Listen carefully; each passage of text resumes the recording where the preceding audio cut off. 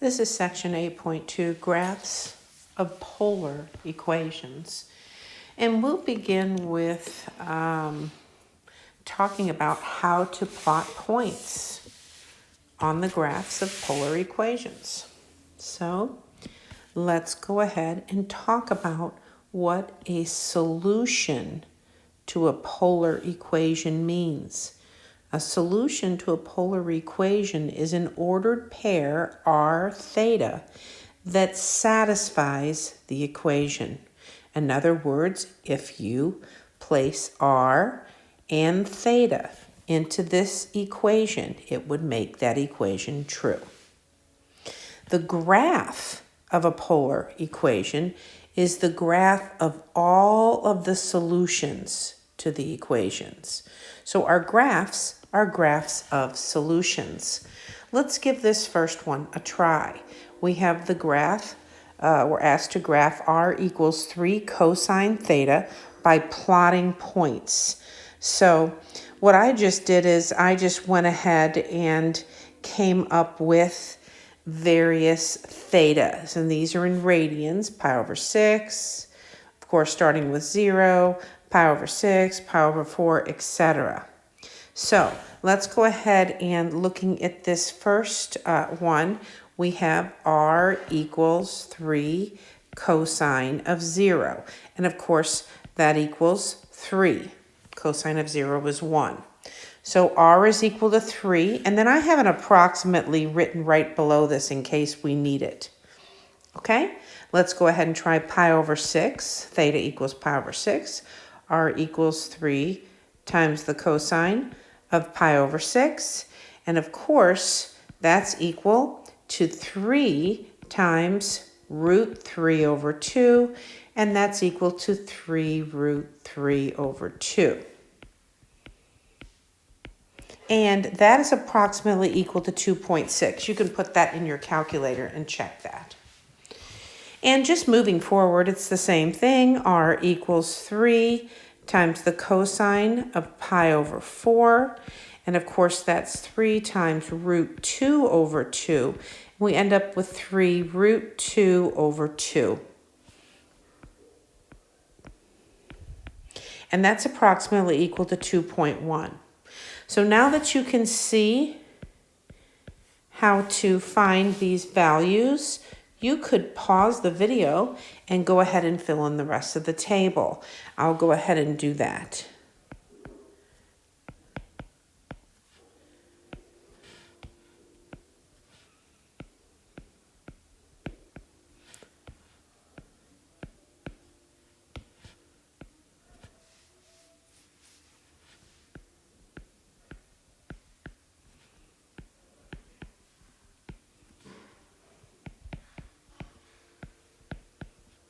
Okay, so now remember we're going to have a solution that's r comma theta.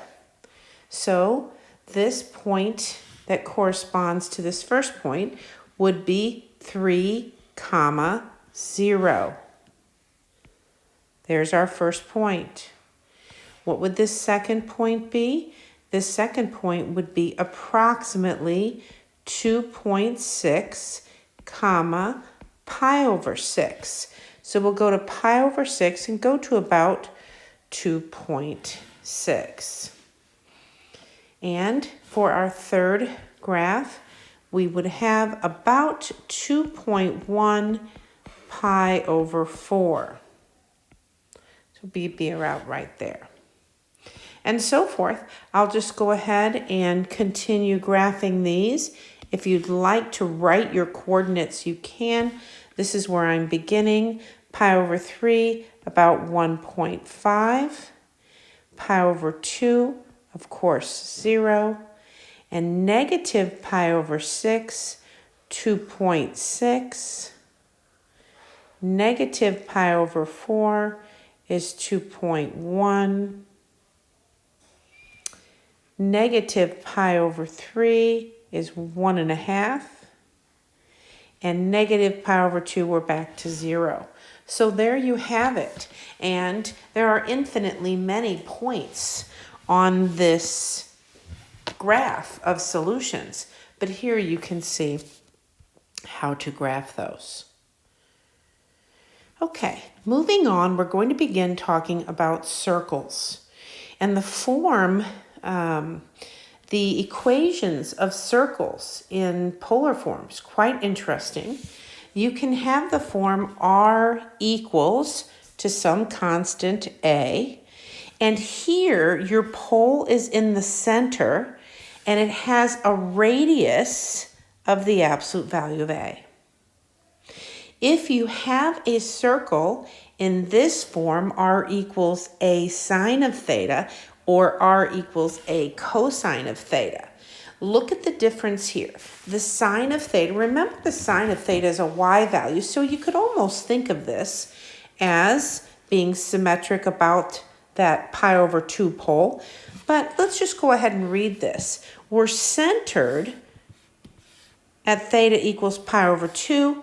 We have a diameter this time of the absolute value of a.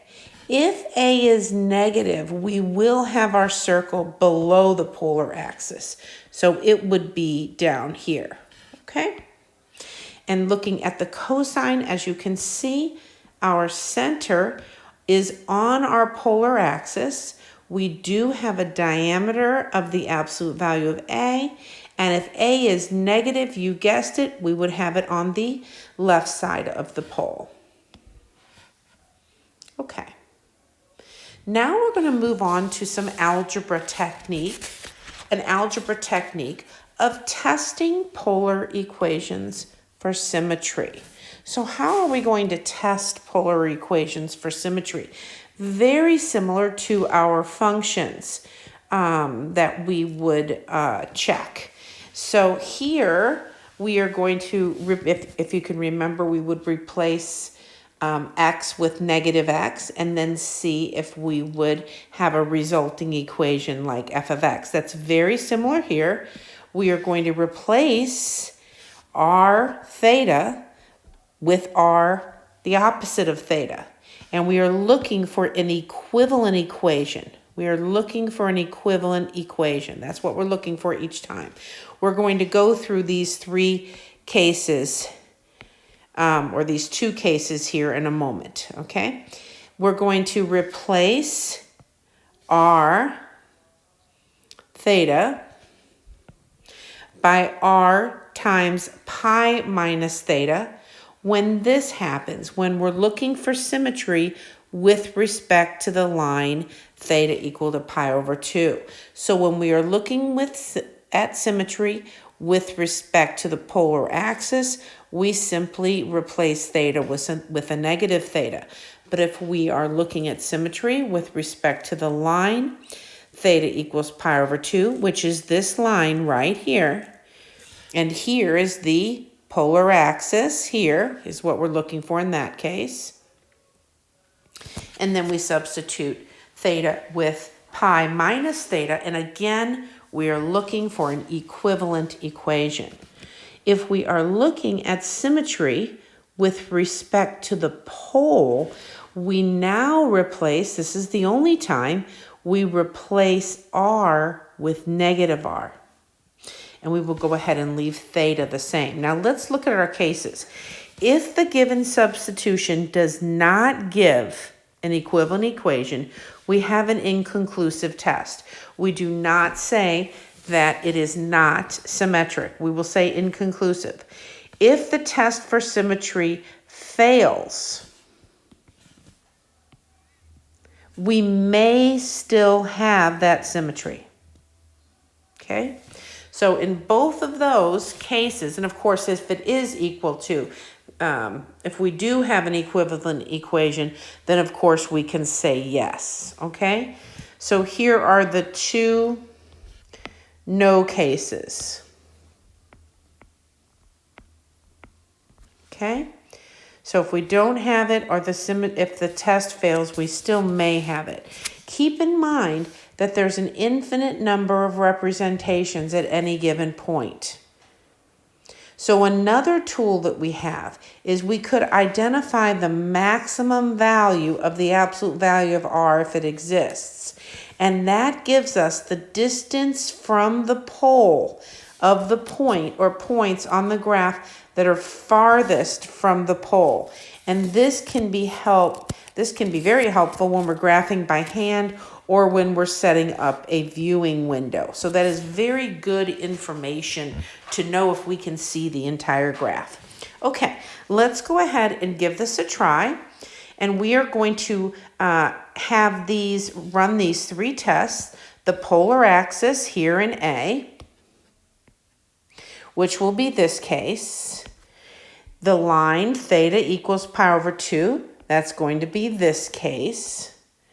And symmetry with respect to the pole will be this case. So we're going to try all three. So let's look at our first one. We have, and they want us to determine whether the test for symmetry given detects symmetry. So do we detect symmetry? And otherwise, we're going to state that we have an inconclusive test. So starting with r equals a cosine of 2 theta, I'll go ahead and place the screen there. We'll start with part A. And here in part A, remember, we're going to replace theta with the opposite of theta. So we're going to have r equals a times the cosine of 2 times the opposite of theta. And that is equal to a times the cosine of 2 theta. And we know that from our properties. So therefore, we are symmetric with respect to the polar axis.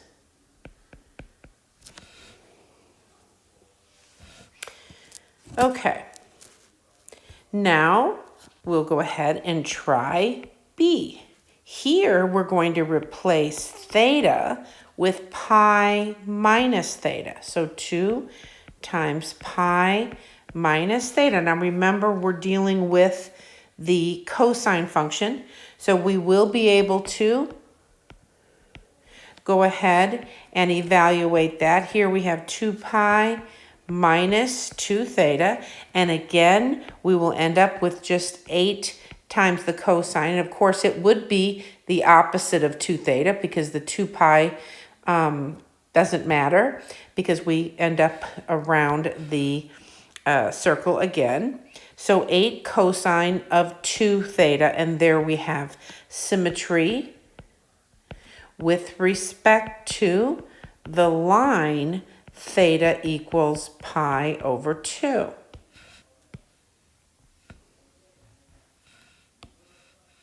Okay.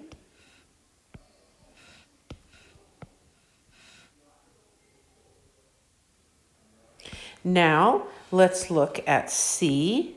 And here, we're going to replace R with negative R.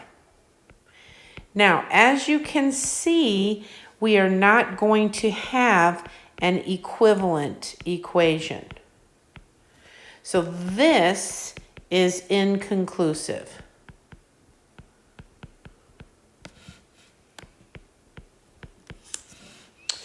Okay, let's try number 3. We're going to do the same thing. We're going to begin with A. This is symmetry with respect to the polar axis. Here we're going to replace theta with the opposite of theta. And again, here we have our properties. The sine of the opposite of theta is the opposite of the sine of theta. And so here we do have another inconclusive test.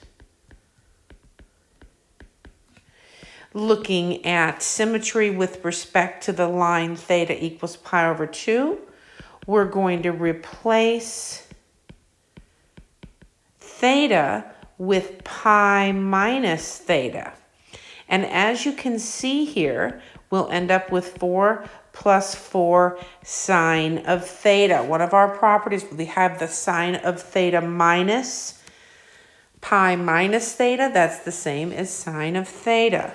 So here we do have symmetry with respect to the line theta equals pi over 2. Let's go ahead and look at symmetry With respect to the pole, here we'll have the opposite of R, replacing R. And here you can see we definitely don't have an equivalent equation multiplying both sides by a negative. So here again, we have an inconclusive test. Okay, let's go ahead and look at some of our polar equations and their graphs. And these may seem a little bit overwhelming initially, but once you work with them, I think it will not be so bad, okay? So let's look at our limacons. Here we have A plus B with the cosine of theta. Here we have A plus or minus B with the sine of theta. And here both A and B are positive. Okay, so we will work with A and B being positive. So even here, B is a positive number, even though we have a negative in front of that. Okay, so A and B are always positive. So what are we going to do? The orientation and symmetry depend on the trig function and the sign of the sine or the cosine term.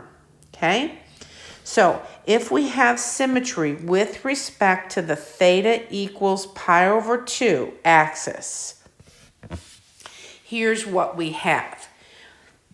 If we have the cosine of theta, we will have our limacon on the right side of the theta equals pi over 2 pole. And if we have a negative in front of that cosine, as you can see here, why don't I do this? Still cosine, we're right and left, but this time we have a minus instead of a plus. So this time we're going to be left instead of right. So we'll be on the left side of that pole.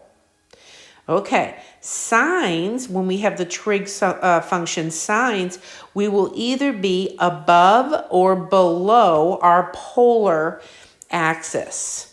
So here you can see that, and this is with respect to our polar axis. And so, and that is when we deal with the sine. So if we have a positive or a negative, that's what tells us if we will be above or below that polar axis. Okay, so let's just go ahead and take a look at a few of these. You can see that if A is less than B, and I think I'm going to highlight these with yellow. If A is less than B, we have a limacon with a loop, and you can see this little loop right here. If A is equal to B, we have a cardioid. So if those two values are the same, we have a cardioid. If A is greater than B, but less than twice B, and I do have an example for you like that, we have a limacon with a little dimple, and you can see it right in here. And then you might have a convex limacon. And that convex limacon is a limacon where A is larger or equal to twice B. Okay, so let's go ahead and look at a few examples. As you can see, we have R equals 5 minus 3 sine of theta. The first thing we need to notice is that A is bigger than B but less than 2B. Okay, I guess I could go ahead and write that here.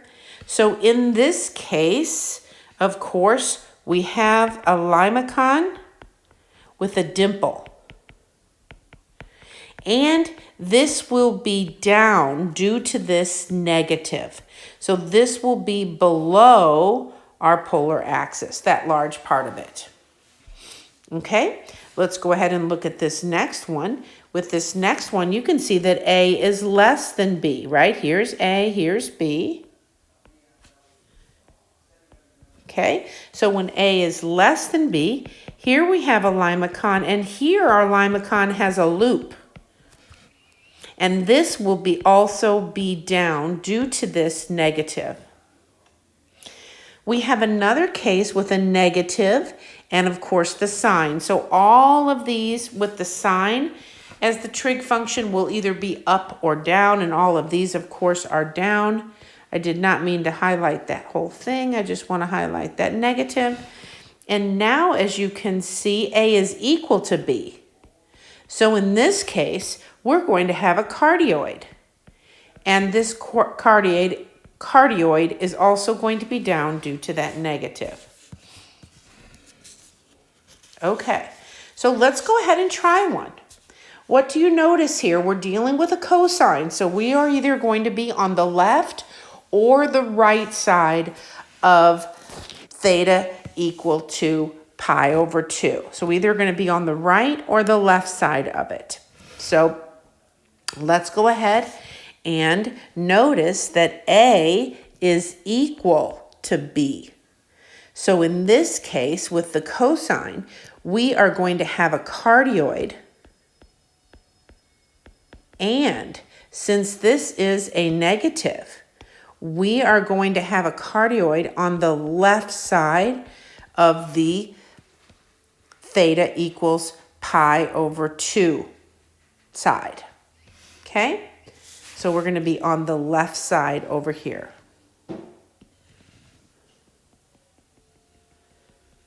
So we're going to be over here on this side, okay? Almost like this. Now we're going to graph it, but it's going to look something like that, okay?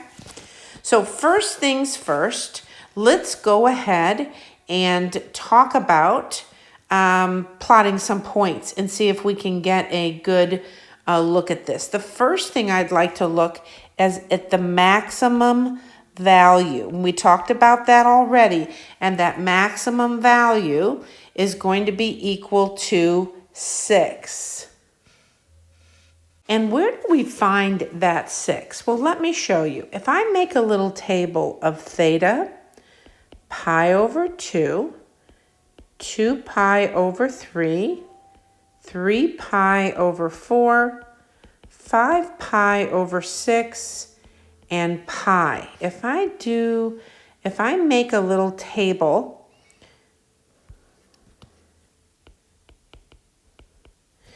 and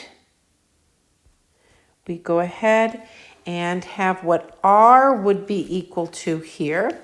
And if you let theta equal to pi over 2, of course the cosine of pi over 2 is 0, so 3 minus 0 is 3, and so forth. So you could pause the video and go ahead and fill in your table.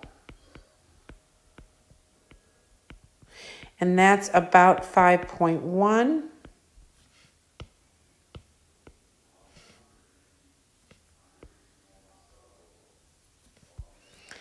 And we would have 6 plus 3 root 3 over 2, and that's about 5.6. But look what happens here at pi. When we have pi, the cosine of pi is -1, so we have 3 minus 3 times -1, and that's a 3 plus 3. So here we have 6, and this is actually our maximum value. Let's go ahead and plot a couple of those points. So at pi over 2, we're at 3. And at 2 pi over 3, we're at 4.5. Whoops, I think I put the 2 on the 3. Oh, 3. And then 4.5. And then about 5. And then about 5.5. And then we're right at 6. Now, let's check symmetry. Where would we want to check symmetry? We want to check symmetry across the polar axis. So here we could check symmetry with respect to the polar axis. And if you remember, that is where we go ahead and let theta equal the opposite of theta. So what we'll have here is we will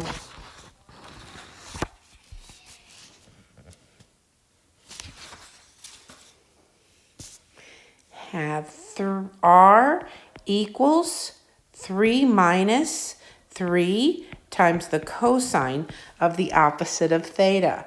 And if you remember, the cosine of the opposite of theta is just equal to the cosine of theta. And we do have an equivalent equation. So we are symmetric with respect to the polar axis. So due to symmetry, we now have these points here on our graph.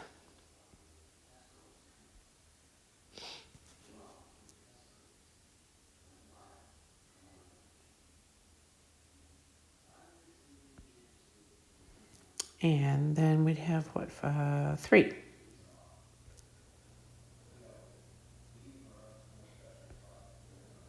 I think I got them all. And so, as you can see, we have this beautiful cardioid, and it looks like, whoops, and it looks like this. Now, we do need some points over on the right-hand side, or if we know it's a cardioid, we could actually come around like that, since we know the shape. Now, one thing I want to add is, when do we cross the pole? How many times, and you could think of coming like this, whoops, coming like this, and darn it, coming like this, or like this, or like this. How many times are we actually crossing that pole? So we would set 0 equal to our function to check that.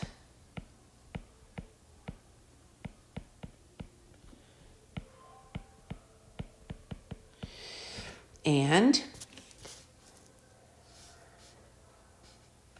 we would now have, cosine. I don't know where I've got 3 theta here. Cosine of theta is equal to 1. And of course, we have the cosine theta equal to 1 when theta is equal to 0 and 2 pi. So here at 0, we are at the pole. And then after we go around, then we end back up at the pole. Okay? Okay, now we're going to talk about roses, okay? And the roses are based on, have the number of petals based on if this coefficient in front of theta is odd or even. And if those number of petals, if n is even, you will have 2n petals. If n is odd, you're going to have n petals. So that's the first thing when we talk about the number of petals. That's pretty important, okay? The second thing is that absolute value of A is the length of each petal. So this A right here, the absolute value of that, that's going to give us the length of each petal. Okay? Now, to find out where the petal begins, and this is important, we are going to solve the absolute value of A equals that function. Absolute value of A equals that function. And we'll do this together. And that's how we'll know where the petal begins. And this is important. And finally, the spacing between the petals is really important. I just take 2 pi and divide by the number of petals. So let's go ahead and give one of these a try. So our first example is r equals 5 sine of 2 theta. So since n is even, we have 4 petals because we have 2n petals, okay?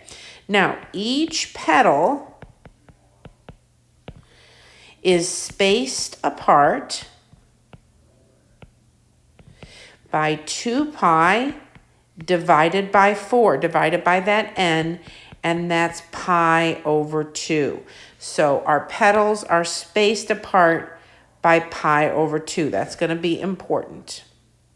I don't know why that turned out like that. So I think I'll take that off because that looks terrible. Okay, now let's talk about our max value. That 5 is going to be our max value. Excuse me, our length of each petal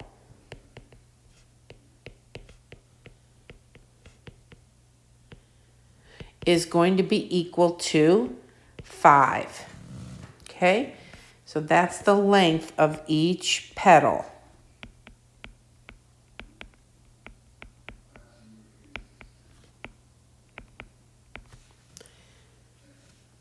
Okay. Okay, so now how do we know where we begin? This is what we're going to do right now. So to find out where the petal begins, we're going to take 5 and we're going to set that equal to 5 sine of 2 theta. We end up with 1 equals the sine of 2 theta.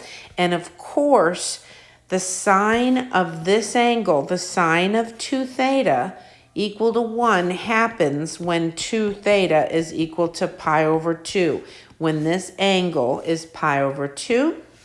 And so theta is equal to pi over 4. And this is where we will begin. Okay? So now let's go check that. We're going to begin, as you can see, at pi over 4. There's pi over 4. You can see that our petal length is 1, 2, 3, 4, 5. And you can see that these are spaced apart between pi over 2. So this distance from here to here is pi over 2. Maybe I'll write that kind of above that or below that. That distance is pi over 2. And we do have 4 petals. Okay, let's go ahead and look at our second rows. Here, what do you notice? Here, we have n is odd.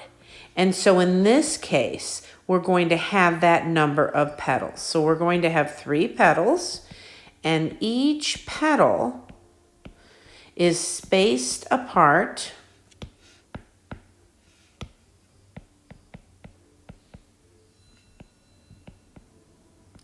by 2 pi divided by 3. And the length of each petal is 6. And you can see that right here, the length of each petal. So you have 1, 2, 3, 4, 5, 6. We can see that these are spaced apart by 2 pi over 3. So from there to there, we have 2 pi over 3 distance. Okay, so now we will look at the max value of the petal length. We'll go ahead and set that absolute value equal to the function, and we end up with -1 equals the cosine of 3 theta. So here, 3 theta, we know, must be equal to pi. So theta is equal to pi over 3. And pi over 3 is where we will begin.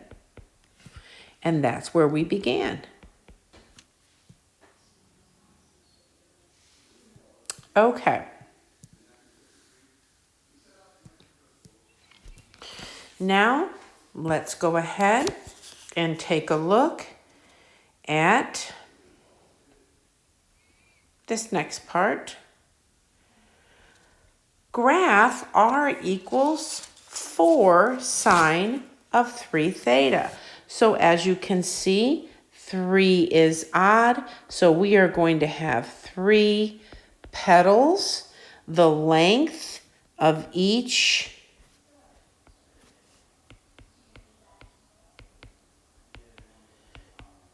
petal is 4. Okay, and so now we will set 4 equal to 4 sine of 3 theta. So 1 equals the sine of 3 theta. So we know that 3 theta must be equal to pi over 2. And of course, theta is pi over 6. And this is where our graph will begin, at pi over 6. Why don't we go ahead at pi over 6 and place a petal of length 4. So at pi over 6, 1, 2, 3, 4, right there. Okay? Now, let's see how we are going to space these out. So our spacing is going to be 2 pi divided by 3. And so we will now take a look at when we will cross the pole. We'll actually just have all 3 here right now. We can go ahead and do that. We'll now go to 5 pi over 6 and then go another 2 pi over 3 and end up here at 3 pi over 2. Okay? And then what we could do is we could just, from this pole, we could just kind of draw these.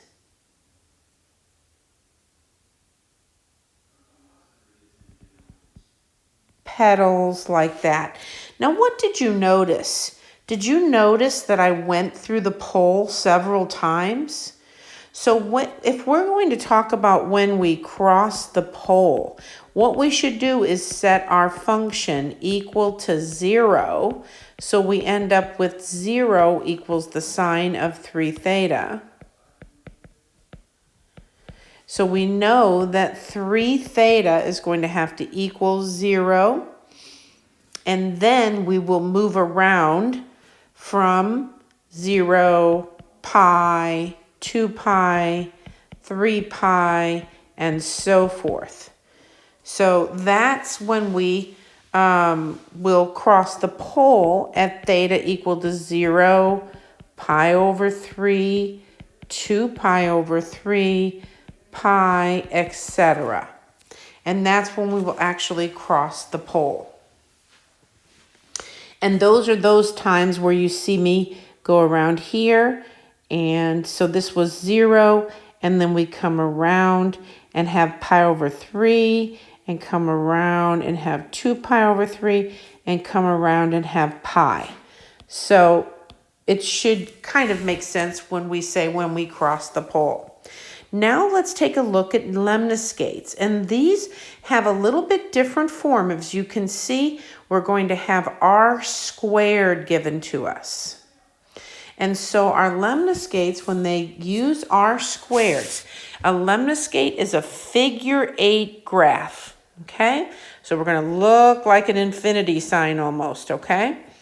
And it is symmetric to the polar axis or symmetric to the line theta equals pi over 4. And how do you know? If you have the sine or the cosine. So each lobe is going to have the length of A. So that's going to be important.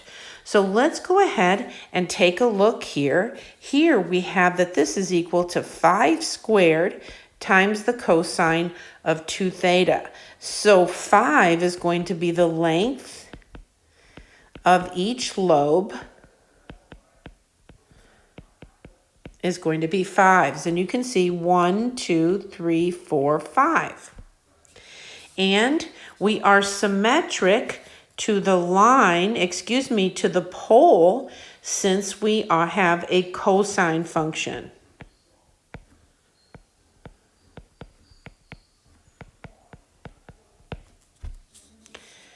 Okay. Okay, or you could say polar axis.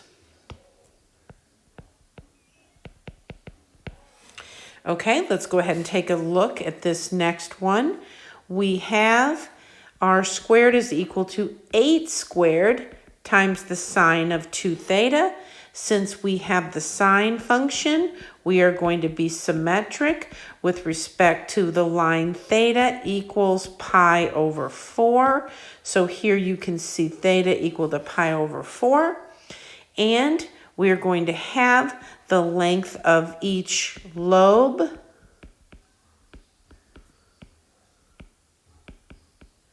is going to be equal to 8. 1, 2, 3, 4, 5, 6, 7, 8. There you go. Okay, let's go ahead and take a look at this next one. Now we are going to graph this. So here we have r squared equals 16 cosine of 2 theta. We have that's equal to 4 cosine of 2 theta. So each lobe is 4, has length 4.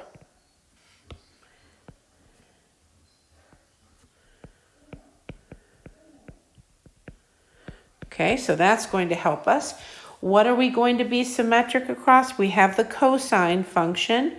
So if we have the cosine function, we're going to be symmetric with respect to the polar axis.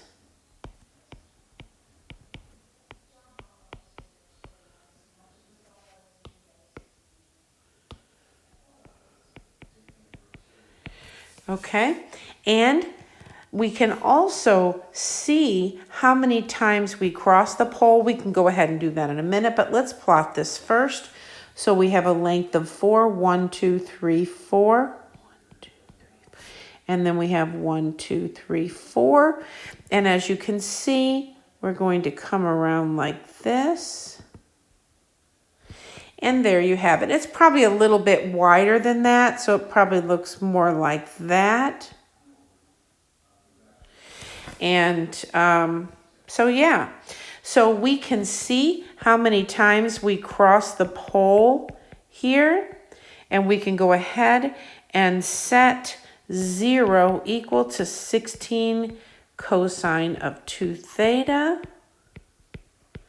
And of course we have 2 theta has to equal to pi over 2, 3 pi over 2. This is when 2 theta is equal to 0. 5 pi over 2, 7 pi over 2, etc. So theta has to be pi over 4, 3 pi over 4, 5 pi over 4, 7 pi over 4, and so forth. So that's how many times, I'm going to use a different color, that we go ahead and cross there. Pi over 4, 3 pi over 4, 5 pi over 4, 7 pi over 4, 9 pi over 4, etc. Okay, so that's what that means, how many times we cross that pole. Okay, now we're going to look at spirals. Okay, and you can try these in your calculator if you'd like. You can, on your calculator, you can go to mode and go ahead and switch to polar mode, and then press your Y equal button, and you can type in these functions. Okay, and you can give that a try and see. Just make sure you check your windows. This would be -5 to 5 for each. And so you can see here on this window, 0 to 10 pi, this is what this spiral looks like. And if we have e to a value, we have a logarithmic spiral. So here we have a logarithmic spiral, and this is called an Archimedean spiral, when we just have a constant before theta. So they're quite interesting. Let's go ahead and try to graph one of these. This will be interesting. So I'm just going to make a table with theta, and then I'll approximate r. And I'll just go ahead and do the same thing here. Well, I thought I would. Duplicate it. Doesn't want to. That's okay. Copy. I don't know why I try that stuff. And then we'll also have some more theta and r's here. Okay? So I'm just going to give 0, pi over 4. We'll go to pi over 2, maybe 3 pi over 4, and pi. And then we'll have 5 pi over 4, 7 pi over 4,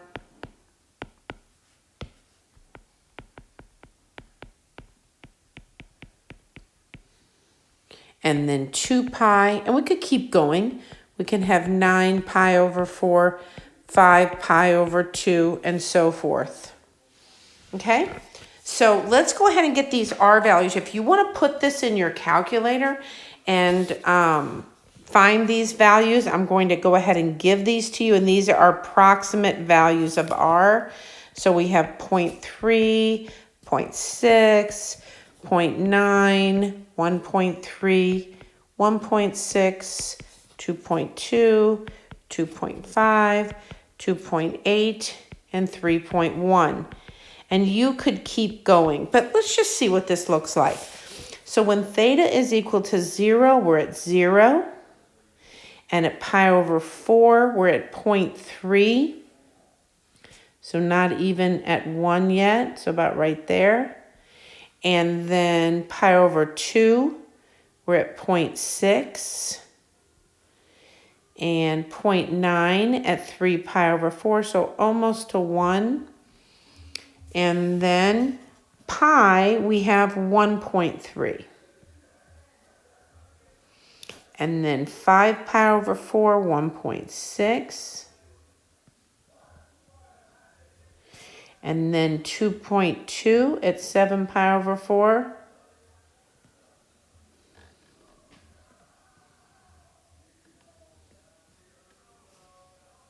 And then at 2 pi, we have 2.5. Here's 7 pi over 4, 2.2. And then we have 2.5. And then almost 3.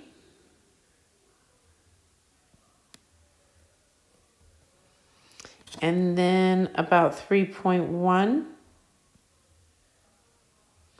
And there's actually another point. I'll give it to you. It's about 3.5 here. And that's probably enough. Okay. 3 pi is like 3.8.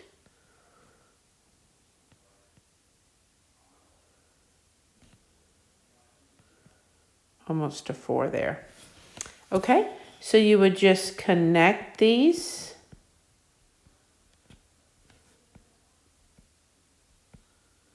We have something like that. Okay, the last thing in this section is lines. So what do the lines look like? You can have theta equal to 0, which is the x-axis. We've been working with both of these. Theta equals pi over 2, which is the y-axis.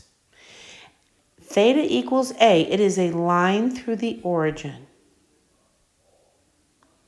A horizontal line will be A over sine of theta. That's what R is. And a vertical line is A over cosine of theta. So as you can see, we have all of those examples. And this concludes this section.